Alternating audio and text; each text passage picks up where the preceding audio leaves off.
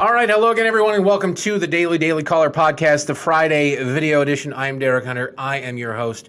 Welcome to the show. Don't forget to subscribe, share, tell a friend. And by the way, until about 2 o'clock today, I'm going to put it till 2 o'clock today, you can still enter to win the signed Brian Kilmeade books by emailing moi, Derek, D-E-R-E-K, at dailycaller.com. If you tell me you subscribed on iTunes and turned a couple of friends onto the show, I might give you an extra entry. I won't, but I'll appreciate it.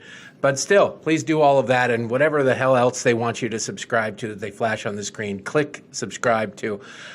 We bring somebody into our world every Friday to let you know what's going on in theirs, and today is no different. We're joined by Senior Chief Legal White House Correspondent Saagar Enjeti. Saagar, how are you? I'm great. Thanks for having me. What is your official title? Is it just White House? It's whatever I want it to be. Okay, so right now it's White House Correspondent. I think it should be Senior Chief, Bureau, Legal, everything. I'll probably be Chief Washington Correspondent by tomorrow, and then I'll go back to White House Correspondent by next week. Just make sure you get it on the business card. There we go. And make a big collection. Okay, so every day you are representing the Daily Caller down at the White House, which means you're rubbing shoulders with the likes of Jim Acosta. I'm going to have to scrub that later. But this week in particular is why I wanted to have you on, because it has been a hell of a week for every year. Every week is a week for news out of the White House. But this week has been a very tumultuous week compared to most, with the plea deals with Michael Cohen, the announcements from the special counsel's office, Southern District of New York.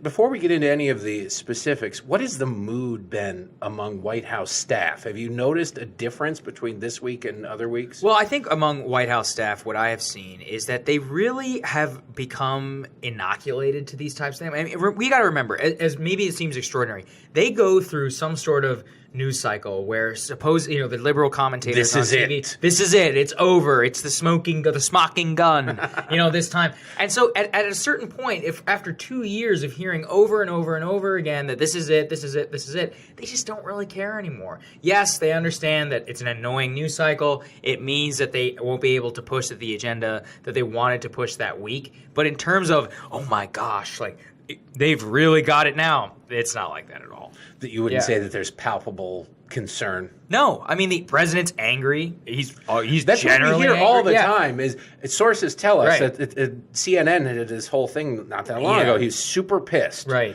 How would they? So here's I the just want your impression of that, because you're inside the room. Here's the foolish thing about this is that they'll be like, the president said to be angry, and then in reference to the Cohen matter. Well, yes, he probably is angry in reference to the Cohen matter, but what so many people don't understand is that the president goes through a huge amount of things throughout the day. He has meetings with Joint Chiefs of Staff. He has meetings with, today's meeting, right now at the second, he's meeting with governors-elect. Then he'll be meeting with, the CIA. Then he'll get a briefing on select things. I mean, literally works, from the very beginning of the morning all the way till the end at night. People are coming in and out. No matter where he is, even if he's watching television, military aides are coming in and out with papers. So he's probably angry with respect to this one thing, which is what somebody might have talked to them about and then leaked it out. But in terms of his overall demeanor, I was inside the Oval Office the day of that CNN story about the president is said to be furious. I interviewed him for 35 minutes. He was in a jovial, joking mood. Right? But he was apparently kicking puppies throughout the West Wing. And that's the stupid part of all. I mean, these stories are impossible to disprove. They're that's the thing about it. Impossible. Yeah. Especially the anonymously sourced mood stories. If the president is in a good mood and was in a good mood all day, if it's a completely bogus story, the White House issues a denial, and the response is, of course, they're denying. Right, That's what they do. Yeah. It's impossible to prove, but more importantly, a lot like the climate change argument, since they're making 100-year predictions now, it's impossible to disprove. Yeah, so the thing is with the president, I'm sure he is angry about the Michael Cohen thing. The man watches quite a bit of television. He sees it constantly. He sees claims that are being made. He feels betrayed. He feels betrayed by his former lawyer, who had, I mean, we saw it today. He was interviewed by Fox News, by Harris Faulkner, and he was visibly upset about the Cohen matter. But he also later was talking animatedly about General Motors and about China. So to care, I mean, can any of us be distilled down to one thing for a whole day? It just doesn't work that way. Think about how many moods that you go through throughout your life and throughout a single hour, right? And then he's the president of the United States. You might be bipolar. Yeah, maybe. If it's every hour, you might want to seek some professional help. Now, you as a reporter, you haven't been in this business for 10 or 20 years like many of the people sitting in that room. Which is a benefit. I know. Yeah. But I like to ask this question of people that have sort of impressive sounding jobs or have achieved something. I imagine before you got this job, before, getting a White House press pass has to be kind of thrilling. And I bet you called parents, family, and friends. I get to go to the White House every day. Yeah. You had to have an impression of what that would be like, what it would be like being in the press room before you were ever in the press room. Yeah. What's the difference between what you thought it would be like and what it's actually like? It's so much stupider than I ever thought it would be. You get your press pass and you think about whatever TV show, whatever movie that you've seen where you see public officials pressed on the days that matter. You get in there and you end up seeing 13 to 15 different versions of some question about Michael Cohen or Robert Mueller. And it just turns into this inane back and forth and name calling, so one person stands up, or I think Jim Acosta got up and walked out of the room once. Jim Acosta, who's that? And it's these like foolish antics that you never you go into that job and you really do You think I'm going to be rubbing shoulders with some serious people. And you are, but you end up rubbing shoulders with them about the dumbest things. You end up talking about the president's mood, or you end up combating stories about this, or pushing stories that about how the president, or about Melania's jacket. How many scoops of ice cream he gets, whether or not he has a button that brings him Diet Coke. And so it's the idiocy of that which has been disappointing, but then there's also the moments of history which really do live up to that. If anything, the idiocy makes the really extraordinary moments stand out. What would you say is the moment that you're going to tell your kids about that's happened so far? So far, I mean, absolutely. A couple of weeks ago, whenever I was just sitting at my desk and I got a phone call from the White House, and they said, "Can you be here in 45 minutes? The president wants to talk to you guys." I said, "Yeah, I'll be right there." No, it's no good for me. Yeah. I got a sandwich coming in like 20 minutes. It was 10 a.m. and 10:15 a.m. She said, "Can you be here at 11 o'clock?" And 11 a.m. I'm standing inside the Oval Office interviewing the President of the United States. That one is in the history books for me. What would you say is the biggest misconception about the president, the person, not his job performance, but the man himself, between the way he is portrayed in most media outlets and the way he is when you interact with him? He is both completely in control and out of control. And so the way I would put that is like the most controlled id. Like, he speaks off the cuff and will give you he'll give you exactly what he's thinking, but he also is extremely cognizant of which issues he can do that with and which he can't. And if you ever interacted with him in one of these longer periods, on and off the record, he knows exactly what he's saying. When he says something, he is completely cognizant of exactly how it'll be portrayed on a CNN Chiron or something else. He just doesn't care. And that's, I think, one of the common misconceptions is there's no way he knows what he's saying. There's not this flying by the seat of their pants and figuring things out as they go? Well, it is and it isn't. So it's not that he doesn't fight back and shoot from the hip and all that, but he does very, very much consider what he's saying and I think one of the best examples I've ever seen of this is during the Stormy Daniels situation. He did not speak about that for 3 months. I mean, and think about that with this, oh my gosh, Trump tweet incoming is what a lot of the blue checks. No. Whenever he sees something which he might be vulnerable, I'm not saying he is on this particular matter, or whenever it's very sensitive to foreign affairs, I've always seen him immediately say, no, we're not going to talk about that. Have you ever seen the president caught flat-footed? Not really, honestly. I think he's generally had a pretty good response. I think before my time, Charlottesville might have been the only time that he got flat-footed. But he was pretty cognizant of what he did there. Do you think he has any regrets? No, I really don't. I think the man is 100% secure in everything that he's probably ever done, and especially in the White House. He'll say, maybe I could have done this better and all that, but generally, he's the self-confidence that the man has in him it's awestruck. You're like, wow, this guy believes it. The self-confidence, which I think is pretty evident to anybody who pays attention to the guy. Right. He peacocks around quite a bit and always has. That's what he's been known for. This week has been a particularly, I would imagine, trying week for, if not the president, some of the people around him.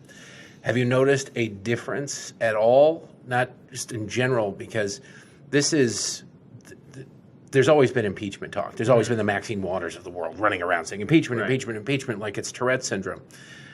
This week has been more serious. I think bogus, because I don't think that anything that they're describing as impeachment. They won the argument in the 1990s about Bill Clinton and your sex life. You can do whatever you want, and now they're trying to lose that very same argument. But that doesn't mean that somebody who's acutely aware of the coverage that he gets, even though he watches Fox most of the time, I think he has other TVs on the other networks.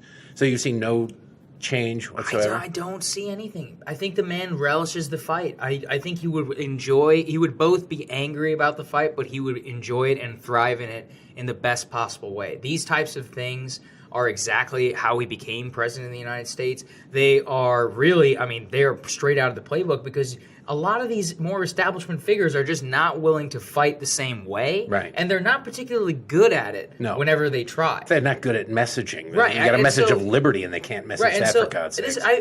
I'm struck that they're so quickly going towards impeachment, especially on something like a campaign finance violation, because I don't think they're going to fare very well if they get down in the trenches. No, just because Trump. Michael Cohen pled guilty to something doesn't mean he would have been convicted of it. And that's what the president said today. The more serious charges, he was going to do some serious time in, and I bet that the prosecutors at the Southern District of New York said, you also have to plead to this one if you want this deal, because it could be used as a political weapon to beat the president about the head and neck. Right, and those charges haven't been tested in a court of law. No. Just because you plead guilty to something doesn't mean it would necessarily hold up before a jury. That's basically what the president said today. He's like, look, they had him stone cold on tax fraud, and said, if you say these embarrassing things about the president, then sure, we'll give you a reduced sentence.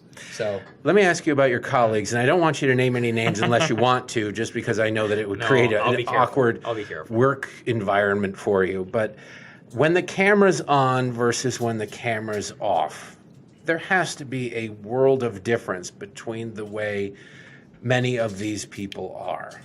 Yeah, people are cordial. It shouldn't be acknowledged that they're not, but there is a real sense of antagonism towards the president. And I don't even know if it's because they dislike him on a personal level. That might be true in some cases. It really is just the hunger to break the news. I think that it's just such a hyper-competitive environment. There's over 100 of us who are in there, that there's this It's a very small room. It's not only that. You don't even have a seat in the press room. No, I stand on the side, on the left. And, when we get out there for when the president's departing in his helicopter, it's a zero-sum game of whether you stand in front or I stand in front. It's just whoever's there, and you get up there and jostle for position. It's a jostling around, and then you're competing for the attention of this man. And, people notice if you're the one who gets the president to be able to spout off on something, that is very good for you and very good for your job. So I think that the environment in there is probably something that's always been intrinsic. It's when the whole world is watching, you just get even more pressure from your bosses to produce. Well, were you there when Sean Spicer was still press secretary? No, I wasn't. And I'm just curious if there was a difference between when he turned off the cameras at the press briefing and when the cameras are on.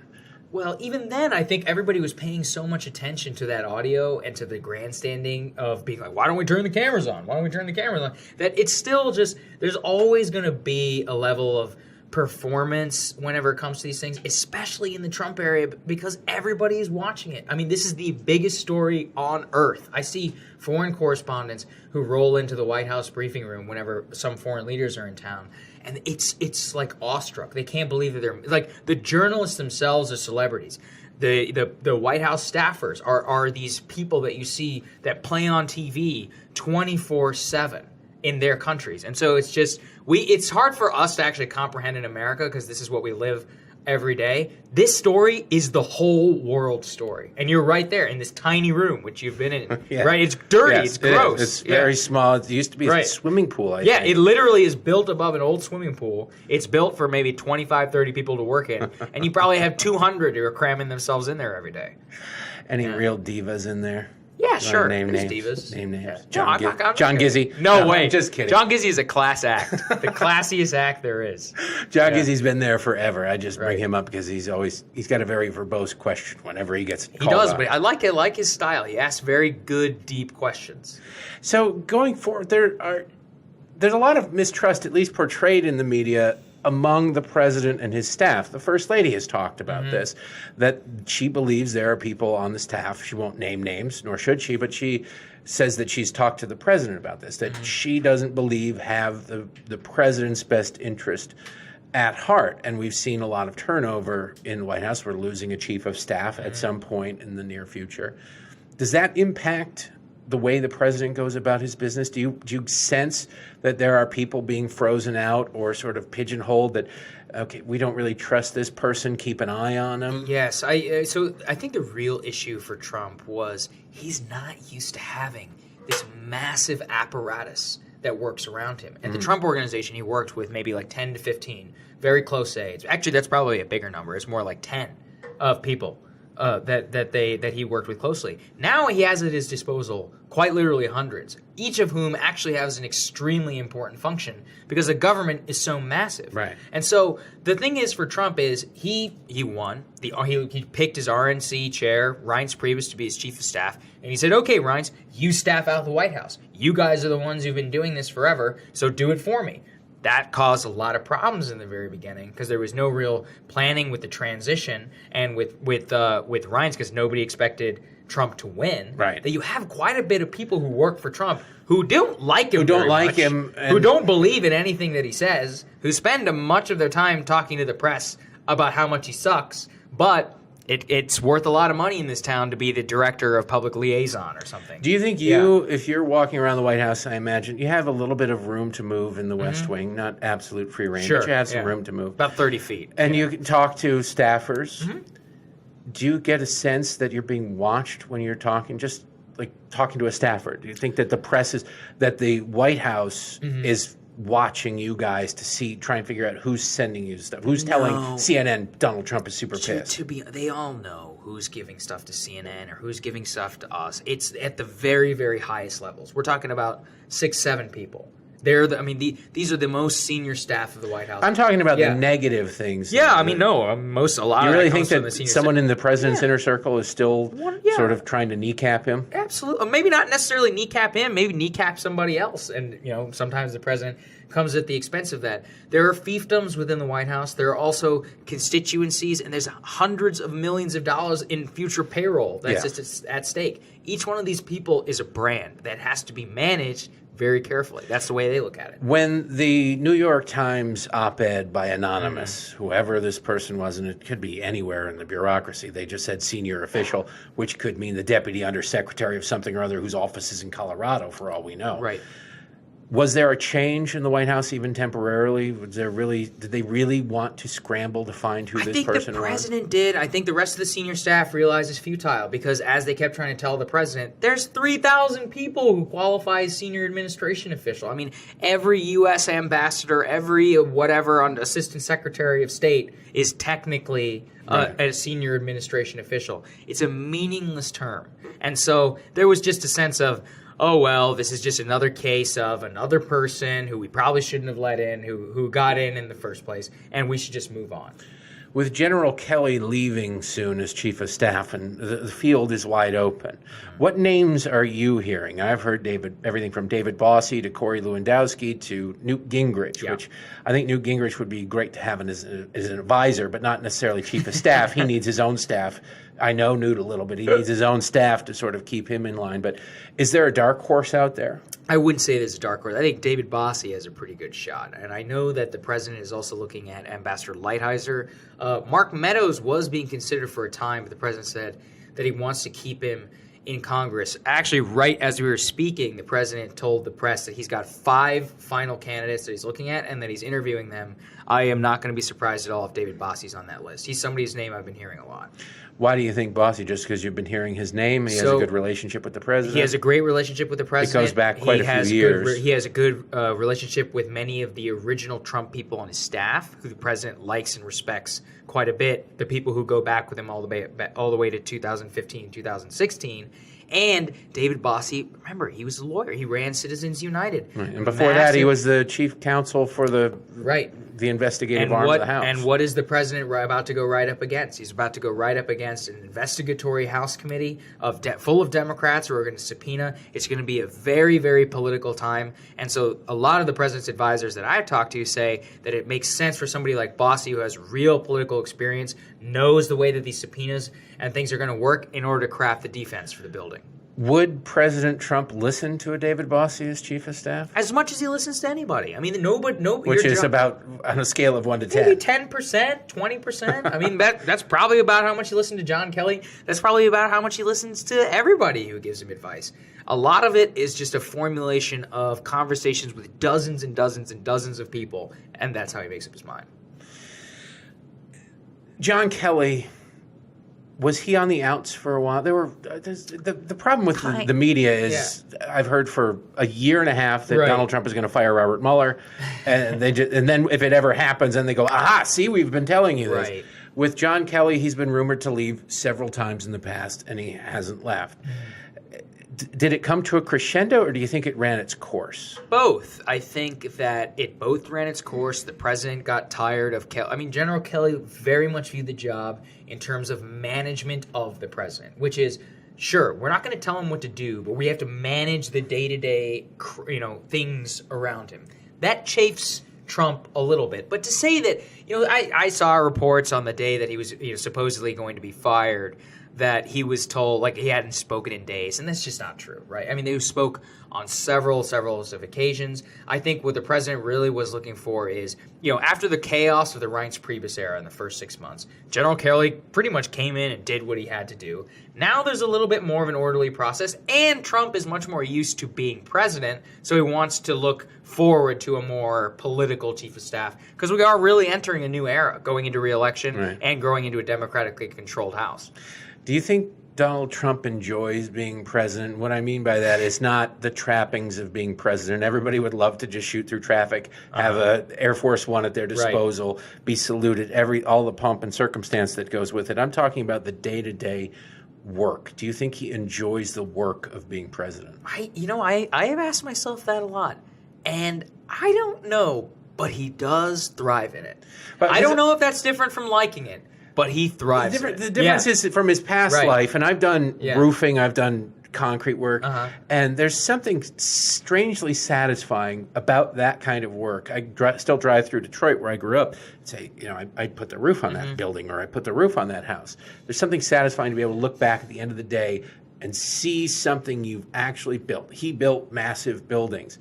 It's different doing a podcast or doing writing where you look back and you don't see anything. You don't know if it actually has an impact. I imagine that is part of his psyche is at the end of the day, he can feel like he's getting something good or moving in a good direction, but there is no tangible way to measure He likes to look at the economy. He likes to look at, the new USMCA. Those types of things, I think that's what he relishes more than anything. The man can talk about trade and about tariffs and all those things until everybody else is blue in the face. There's nothing he loves more than talking about economic issues. I think he does love that part of the job, I know he loves the trappings of being president. I don't think any person couldn't. Yeah, nobody goes, God, it's I really amazing. Hate having really good food prepared for me when I want it. This is the worst thing ever.